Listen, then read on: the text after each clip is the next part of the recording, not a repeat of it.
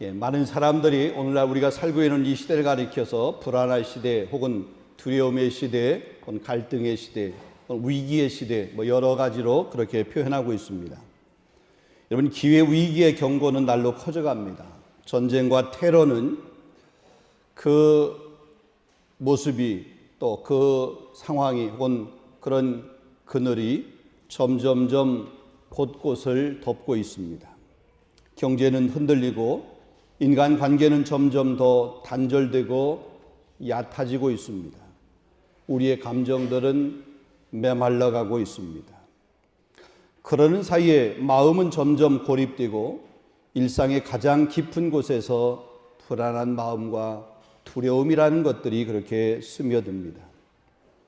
우리 프랑스의 철학자 파스칼이 이런 말을 했습니다. 인간의 모든 불행은 단 하나, 혼자 조용히 방 안에 머물 수 없다는 데서 비롯된다, 이런 말을 했습니다. 그런 인간의 존재의 그 본질 속에 깊은 공허와 불안이 자리하고 있다고 그렇게 본 것입니다. 그래서 아무리 문명이 발달하고 혹은 삶이 편리해져도 사람들은 여전히 그 마음 속에 두려움과 싸우게 되고 또 불안과 싸우게 되며 살아가게 된다. 겉으로는 웃고 있지만 속은 무너지는 사람들이 많다는 겁니다. 바쁘게 달려가지만 방향을 잃고 헤매는 사람들이 많은 거죠. 빨리 달려가면 달려갈수록 여기가 어딘가, 잘못 온 것 아닌가, 이 방향이 이곳이 정상적인가, 이런 방향을 잃어버린 모습들이 많다는 겁니다. 여러분, 이것이 우리들의 모습입니다. 그래서 사람들은 그 불안한 모습, 그 두려움의 모습들을 달래기 위해서 여러 가지 방법들을 취합니다. 때로는 명상을 통해서 이 두려움을 이겨보려고 합니다. 때로는 철학을 통해서 혹은 종교를 통해서 혹은 인간관계, 그런 관계를 통해서 혹은 정말로 열심히 일해서 성공이라고 하는 것, 그 성공을 쟁취하게 되면 이런 불안, 두려움을 잃어버릴 수 있을까? 잊을 수 있을까? 그래서 성공이라고 하는 걸 향해서 쉼없이 달려가 보기도 합니다. 요즘은 SNS를 통해서 혹시 내가 이렇게 어떤 글을 하나 올리게 되면 다른 사람이 거기에 좋아요를 누른 이런 걸 통해서 나라고 하는 존재, 이런 존재의 가치를 그렇게 확인하려고 하는 이런 모습들도 있습니다. 어떤 사람들은 쇼핑을 통해서, 어떤 사람들은 여행을 통해서 이런 불안한 모습 혹은 두려움의 모습을 잠시 한번 잊어보려고 이런 방식들을 취합니다. 하지만 잠깐은 위안일 수 있습니다. 그러나 마음 깊숙한 곳까지 평안을 주지는 못합니다. 그래서 우리는 이런 질문을 하게 됩니다. 진짜 평안은 어디 있는 것인가? 이 흔들리는 세상 속에서도 붙들 수 있는 평안이라고 하는 것이 정말 존재하는 것일까? 사실 이것은 오늘날만 온 우리들만의 이야기만이 아닙니다. 예수님의 제자들도 역시 마찬가지였습니다. 그래서 오늘 이 본문의 말씀을 통해서 예수님이 주시는 그 평안의 본질과 그 근원이 무엇인지를 우리 한번 깨닫고 두려움을 넘어서 평안으로 나아가는 저와 여러분이 될 수 있기를 원합니다. 첫 번째입니다. 제자들이 맞이한 그 두려움에 대하여 한번 살펴보겠습니다. 본문은 예수님의 고별 설교 중에 한 부분입니다. 여러분, 요한복음 13장, 14장, 15장, 16장. 예수님께서 십자가의 고난을 바로 앞에 둔 그 목요일 밤에 제자들과 마지막 만찬을 나누시면서 남긴 그 유언과도 같은 그 말씀이 계속해서 이렇게 이어지고 있습니다. 여러분, 이 시점은 단지 예수님의 죽음만을 예고하는 그런 순간이 아니라 예수님이 없이 살아가야 할 그 제자들, 그 세상에 대해서 준비하게 하기 위한 그런 교육의 시간입니다. 제자들은 혼란에 빠졌습니다. 유다는 배반을 했습니다. 베드로는 부인을 했습니다. 예수님은 자신이 떠난다라고 그렇게 말씀을 합니다. 이런 상황 가운데서 제자들은 공허합니다. 두렵습니다. 근심이 생길 수밖에 없습니다. 어쩌면 무력감이 찾아오기도 합니다. 열심히 그 예수님을 향해서 예수님과 함께 예수님 말씀하시는 것을 들으면서 달려왔습니다. 예수님 때문에 어쩌면 삶의 모습들도 많이 내려놓았습니다. 그리고 그 예수님을 쫓았습니다. 그런데 예수님께서 떠난다 그러는 거죠. 예수님께서 가시겠다 그러는 겁니다. 그러니 두려울 수밖에 없습니다. 공허할 수밖에 없습니다. 그런데 예수님은 그런 사람들의 그 마음을 읽고 계셨습니다. 그 심정을 아시고 계셨습니다. 그래서 이렇게 말씀하십니다. 요한복음 14장 1절입니다. 너희는 마음에 근심하지 말라. 하나님을 믿으니 또 나를 믿으라. 근데 한번 생각을 해보세요. 지금 예수님이 떠난다라고 그래요. 근데 너희는 마음에 근심하지 말래. 하나님을 믿으니 나를 믿으라고 얘기해. 떠나는 사람이 자기를 믿으라고 그러니 그럼 떠나지 않아야 되잖아요. 떠나지 않는다라고 말씀해야 되잖아요. 근데 나는 떠난다라고 얘기합니다. 그러면서 하나님을 믿으니 또 나를 믿으라 말씀합니다. 그리고 오늘 본문 말씀 27절에 보게 되면 평안을 너희에게 끼치노니 곧 나의 평안을 너희에게 주는다 그래요. 여러분, 이 평안이라고 하는 것은 단지 마음이 편안한 상태를 말하는 것이 아닙니다. 이것은 십자가를 앞둔 예수님의 평안입니다. 곧 하나님의 뜻 안에서 흔들리지 않는 그 내면의 안정입니다. 사실 예수님이 떠나신다라고 했지만 예수님의 그 떠나심은 끝이 아니라 성령을 통해서 함께 하시겠다고 하시는 새로운 시작입니다. 오늘날 우리도 이 제자들과 같은 시대를 살아가고 있습니다. 앞에 서론에서 말씀드렸던 것처럼 요즘은 정말 평안을 말하기 어려운 시대입니다. 두려움이 너무나 가까이 와 있고 불안이 우리의 일상이 되어버렸습니다. 여러분, 뉴스를 켜도 뉴스를 보아도 사람들과 이야기를 나눠도 온통 불안한 이야기뿐입니다. 그런데 이러한 불안과 두려움은 교회 밖에서만 일어나는 일이 아닙니다. 믿지 않는 사람들에게만 이런 불안함, 이런 두려움, 이런 것들이 믿지 않는 사람들에게만 겪어지는 그런 일들, 사건들이 아니라는 겁니다. 우리가 예배를 드리고 때로 기도하고 하나님을 믿는 우리 안에도, 우리 믿음의 가정 안에도 이런 불안이라고 하는 것은 여전히 깊게 자리 잡고 있습니다. 그리고 이러한 불안과 두려움이 너무 오래되고 너무 익숙해지다 보니까 사단은 이제 교묘하게 우리 마음을, 우리를 미혹합니다. 그래서 다 그런 거야. 너만 그런 거 아니야. 다 그런 거야. 세상이 다 불안한데 너만 그런 줄 알고 그렇게 착각하지 마.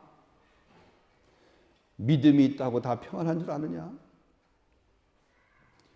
기도하면 뭐해? 상황은 그대로잖아. 그냥 감정을 받아들이고 그냥 흘려보내. 사단의 유혹입니다. 사단의 미혹입니다. 괜찮아. 조금 흔들려도 괜찮아. 그게 사람이야. 뭐 이런 유혹입니다. 믿음은 마음속에 있으면 되는 거지 평안까지 바랄 필요가 뭐가 있어? 이런 얘기입니다. 여러분, 이러한 속삭임, 이러한 마음들은 어쩌면 위로처럼 그렇게 들려집니다. 나만 그런 거 아니고 다른 사람도 다 그래. 열심히 해봤는데 안 되는 건 나만 그런 게 아니야. 다른 사람도 그래. 나만 두려운 것이 아니고 나만 불안한 것이 아니고 세상이 그래. 이런 위로같이 들립니다. 그런데 그 끝에는 평안에 대한 그런 갈망을 마비시키는 치명적인 독이 거기 있어요. 여러분, 다른 사람이 그렇다라고 해서 나도 그래야 되나요? 다른 사람이 불안한 마음을 가지고 있다고 해서 나도 그 불안한 것이 정상인가요? 다른 사람이 두려워하는 마음 가운데 사로잡혀 있는데 나도 두려운 마음의 배에 사로잡혀 있는 것이 정상인가요?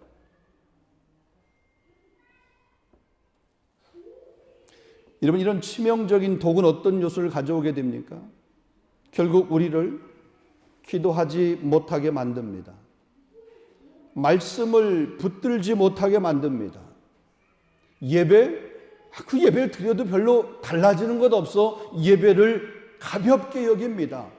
예배에 목숨을 걸어야 되는데 그게 아니야. 시간 되면 하고, 아니면 내 감정에 의해서 그 예배도 참석도 예배 자리도 결정이 되는 거예요.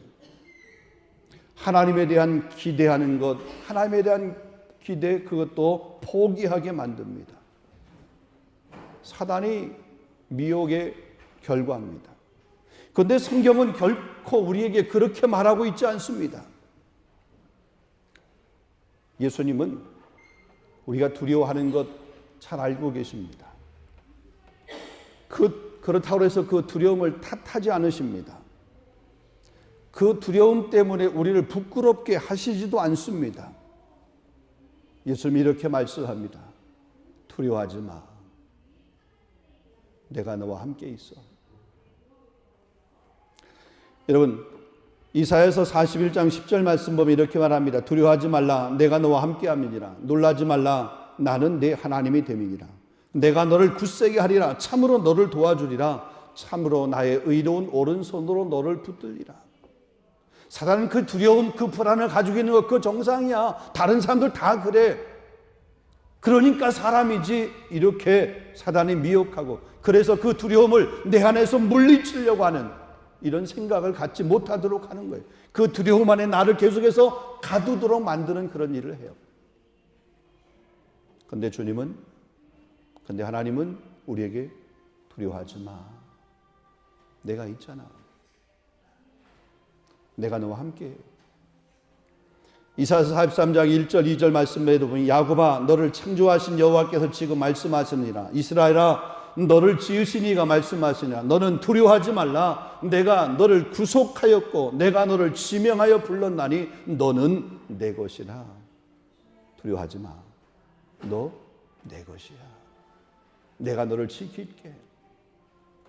네가 물 가운데로 지날 때 그 물이 너를 침몰하지 못하도록, 내가 불 가운데로 그렇게 지나간다 할지라도 불이 너를 태우지 못하도록 내가 너를 보호할게, 지킬게, 내가 너와 함께 할게 말씀합니다. 신명기 31장 6절 말씀에도 보면 너희는 강하고 담대하라. 두려워하지 말라. 그들 앞에서 떨지 말라. 이는 내 하나님 여호와가 너와 함께 갔으며 결코 너를 떠나지 아니하시며 버리지 아니할 것입니다. 모세에게 약속하신 말씀이에요. 모세에게만 약속하신 것이 아니라 오늘 이 약속의 말씀을 믿는 저와 여러분에게도 동일하게 주시는 말씀인 줄로 믿습니다. 두려워하지 말래요. 우리가 걸어가는 길에 함께 하시겠다는 거예요. 우리가 하는 일에 하나님이 함께 하시겠다는 겁니다. 마태복음 28장 20절 말씀에도 보면 볼지어다 내가 세상 끝날까지 너희와 항상 함께 있으리라. 잠시 함께 있는 것이 아니라 세상 끝날까지 내가 너와 함께 있을 것이라. 그러니까 두려워하지 말라는 거예요. 여러분, 이 말씀은 단순한 위로나 형식적인 그런 인사가 아닙니다. 지금도 살아 역사하시는 하나님의 음성입니다. 두려움에 지친 우리를 회복시키시는 하늘의 선포입니다. 할렐루야. 하나님이 함께 하심을 믿으시길 바랍니다. 우리와 동행하심을 믿으시길 바랍니다. 자, 두 번째입니다. 참 평안은 예수님만이 줄 수 있다는 겁니다. 예수님이 주는 평안은 세상이 주는 평안과 다르다는 겁니다. 다시 말하면 평안의 근원에 대한 바른 이해가 필요합니다. 자, 예수님께서 27절 말씀에 이렇게 분명하게 선을 그어서 말합니다. 내가 너희에게 주는 것은 세상이 주는 것과 같지 아니하니라. 그럼 도대체 세상이 주는 것은 어떤 것이기에 예수님이 주는 것은 그 세상이 주는 것과 다르다라고 그렇게 예수님께서 말씀하시는가? 여러분, 세상이 주는 평안은 조건부입니다. 돈이 있으면 평안하고 없으면 불안하고 조건이죠. 일이 잘 풀리면 평안하고 일이 잘 안 풀리면 막히면 불안하고 건강하면 혹은 건강치 못하면 이런 조건부입니다. 그 다음에 일시적입니다. 오래가지 못합니다. 오늘 좋았다가도 내일 사라지는 겁니다. 무너질 수밖에 없는 구조 위에 세워진 그런 것이기 때문에 그렇습니다. 일시적입니다. 세상이 주는 것은 그거 사라지면 없어지는 거죠. 그 다음에 사람 중심입니다. 누군가가 무너지면 그 평안도 무너지게 되는 거죠. 그러나 예수님께서 주시는 평안은 전혀 다릅니다. 조건부 아닙니다. 무조건적입니다. 제자들이 아직 믿음이 부족해도 사랑하시며 주십니다. 무엇 때문에 주는 것이 아니라 그럼에도 불구하고, 아니 그러기 때문에, 우리가 연약하기 때문에 하나님께서 우리와 함께 하시고 우리를 도와주시고 우리를 지켜주시고 보호해 주시는 거예요.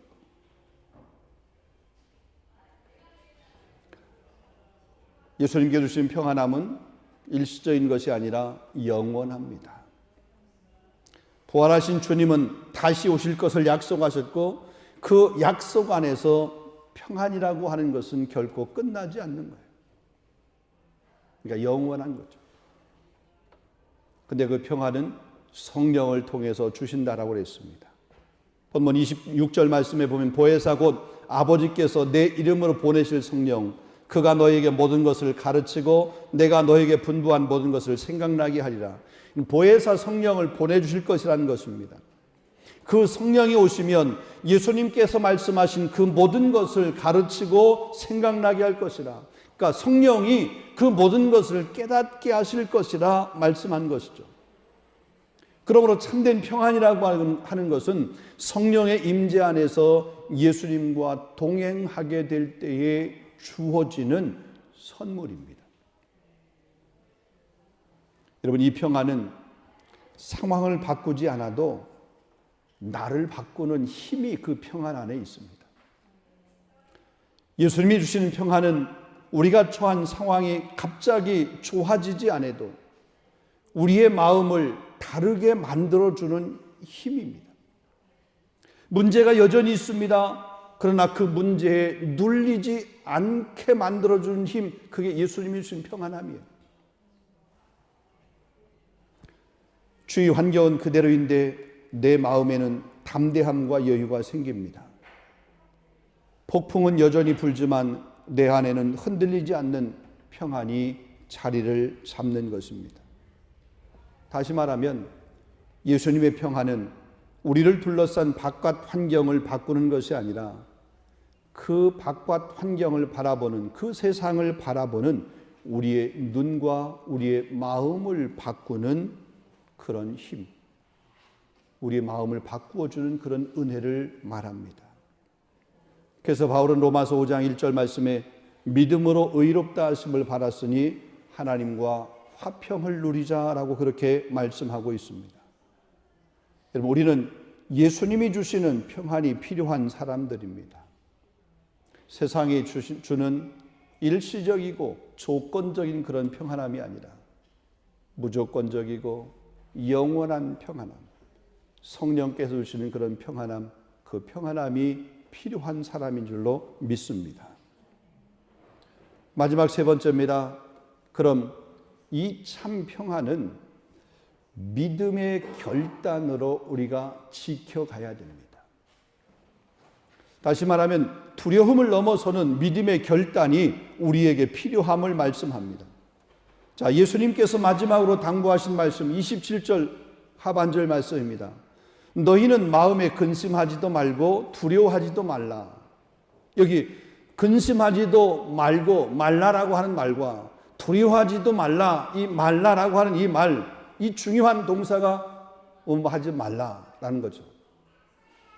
예수님께서는 제자들이 근심하고 두려워할 만한 그런 상황이라고 하는 것을 누구보다도 더 잘 알고 있어요. 그러니까 제자들의 그 형편, 제자들의 그 상황, 제자의 그 마음 중심을 꿰뚫어 보고 있는 거예요. 그래서 그 마음 안에 있는 그 두려움, 그 불안한 그 마음을 갖지 말라. 다시 말하면 의지적으로 그것을 결심하고 결단하라라고 하는 그런 촉구를 하고 있는 것입니다.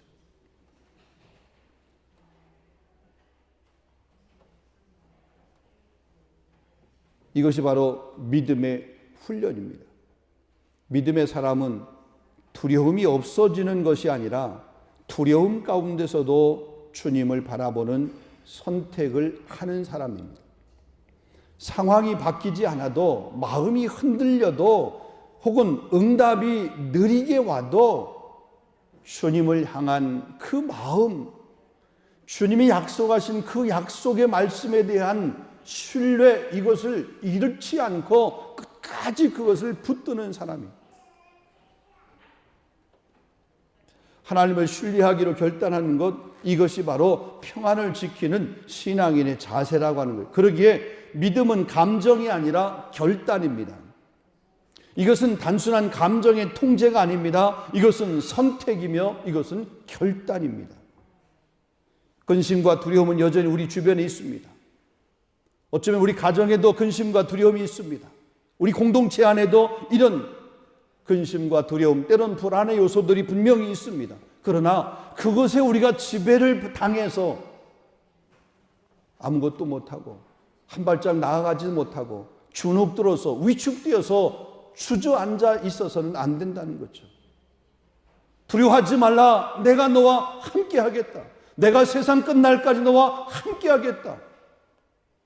약속하신 그 약속의 말씀을 붙들고 믿음으로 우리의 삶의 현장을 이겨내야 되는 거죠. 견뎌내야 되는 거죠. 그래서 상황은 두렵지만 나는 하나님을 신뢰하겠습니다. 현실은 무겁지만, 현실은 암담하지만 나는 주님의 평안을 붙들겠습니다. 감정은 무너지고 답답하고 때로는 기다림에 지쳤지만 나는 그래도 예배하면서 주님이 주시는 그 평안함을 기다리겠습니다. 그걸 붙들겠습니다. 이런 결단입니다.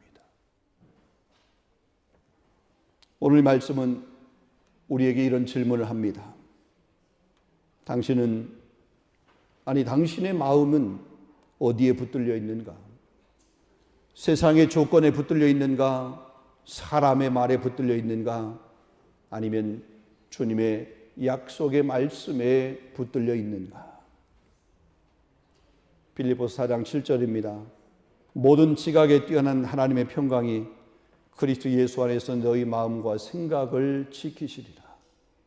하나님의 평강이 우리 마음과 생각을 지켜주신다라고 그렇게 말씀했습니다. 예수님은 오늘도 우리에게 이 평강을 주시기를 원하십니다. 아니, 이 평강을 우리에게 주고 계십니다. 두려움을 넘어서 흔들리지 않는 믿음으로 나오라고 우리를 그렇게 초청하고 계십니다. 결단을 요구하고 계신 거죠. 그런 결단을 할 수 있기를 원합니다. 말씀 맺겠습니다. 사랑하는 성도 여러분, 참된 평안은 어디에서 옵니까? 오늘 예수님이 단호하게 말씀합니다. 내가 너희에게 주는 평안은 세상에 주는 평안과 같지 아니하다. 내가 준다. 예수님께서 그 평안함을 준다. 참된 평안을 준다 그랬어요. 여러분, 이 평안이 그냥 단지 기분이 좋아지는 그런 감정이 아닙니다. 이것은 세상이 흉흉할수록 더 빛이 납니다.